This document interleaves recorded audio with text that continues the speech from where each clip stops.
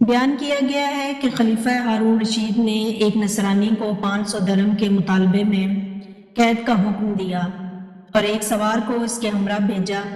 سوار نے دیکھا کہ راستے میں ایک شخص گھاس کا بوجھ اٹھائے جا رہا ہے اور اس کا بوجھ ایک طرف کو جھکا ہوا ہے۔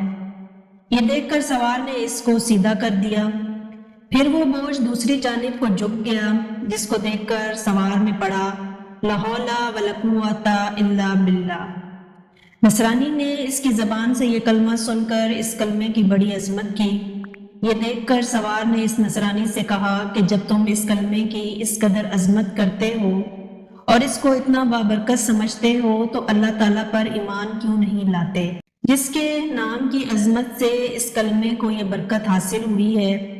اس پر نصرانی نے جواب دیا کہ میں نے اس کلمے کو آسمان کے فرشتوں سے سیکھا ہے۔ یہ سن کر سوار کو بہت تعجب ہوا اور سوار نے خلیفہ کی خدمت میں حاضر ہو کر تمام واقعات بیان کیا۔ تو خلیفہ نے نصرانی کو بلوا کر دریافت کیا کہ آخر تو نے یہ کلمہ فرشتوں سے کس طرح سیکھا ہے؟ تو اس نے بتایا کہ واقعہ یہ ہے کہ میرا ایک چچا بہت مالدار تھا اور اس کی ایک حسین لڑکی تھی۔ میں نے اس چچا زاد بہن کے لیے اپنے نکاح کا پیغام دیا، جس کو میرے چچا نے منظور نہ کیا اور اس کا نکاح دوسری جگہ کر دیا۔ چنانچہ شب زواف میں اس کے شوہر کا انتقال ہو گیا۔ میں نے پھر اس سے نکاح کی درخواست کی، مگر اس نے اب بھی میری درخواست منظور نہ کی اور دوسری جگہ اس کا نکاح کر دیا۔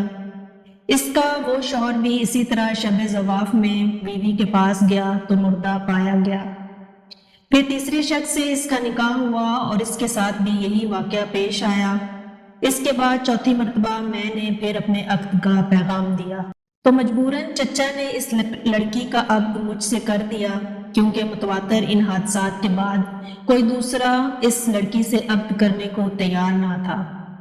آخر میں نے دیکھا کہ خلوت کے وقت شیطان ایک کوئے گراں کی شکل میں ظاہر ہوا اور اس نے زور سے ایک چیخ مار کر کہا، تو کہاں آیا ہے؟ میں نے جواب دیا کہ میں اپنی بیوی کے پاس آیا ہوں۔ تو وہ شیطان کہنے لگا کہ تجھے معلوم نہیں میں نے اس کے پہلے شوہروں کے ساتھ کیا معاملہ کیا؟ میں نے جواب دیا کہ مجھے معلوم ہے۔ یہ سن کر وہ شیطان کہنے لگا، اگر تو اس بات پر راضی ہو کہ یہ عورت رات کو میرے لیے ہو اور دن کو تیرے لیے تو بہتر ہے، ورنہ میں تجھے بھی مار ڈالوں گا۔ میں نے اس کی بات کو منظور کر لیا اور اسی طرح ایک مدت گزر گئی۔ تو ایک روز شیطان نے مجھ سے کہا کہ آج میں رات کو مولا علی کی باتیں چوری سننے کے لیے جاؤں گا، کیونکہ آج رات کو اس کام کے لیے میری باری ہے۔ کیا تم بھی میرے ساتھ آسمان پر چلنے کو تیار ہو؟ میں نے جب اس پر اپنی رضامندی کا اظہار کیا تو شیطان نے ایک بڑے اونٹ کی شکل اختیار کر کے مجھ سے کہا کہ میری پشت پر مضبوطی سے سوار ہو جانا۔ چنانچہ جب میں اس پر سوار ہو گیا تو وہ شیطان ہوا میں اڑنے لگا۔ اتنے میں مجھے فرشتوں کی آواز آئی کہ وہ کہہ رہے ہیں لا حول ولا قوۃ الا باللہ، جس کو سن کر شیطان واپس ہوا اور مردہ کی طرح زمین پر گر پڑا اور میں بھی اس کے قریب ہی جا گرا۔ جب کچھ دیر کے بعد اس کو ہوش آیا تو کہنے لگا کہ تم اپنی آنکھیں بند کر لو۔ میں نے اپنی آنکھیں بند کر لی۔ اس کے بعد جب میں نے آنکھیں کھولیں تو کیا دیکھتا ہوں کہ میں اپنے گھر کے دروازے پر موجود ہوں۔ پھر جب میں اپنی بیوی کے پاس خلوت میں گیا تو میں نے اس سے کہا کہ اس مکان میں جہاں کوئی بھی سوراخ ہے اس کو بند کر دو، ساری کھڑکیاں بند کر دو۔ اس نے ایسا ہی کیا۔ چنانچہ جب رات کو شیطان گھر میں داخل ہوا تو میں نے دروازہ بند کر دیا اور باہر سے دروازے کی طرف منہ کر کے پڑھنا شروع کیا لا حول ولا قوۃ الا باللہ، جو میں نے فرشتوں سے سن کر یاد کر لیا تھا۔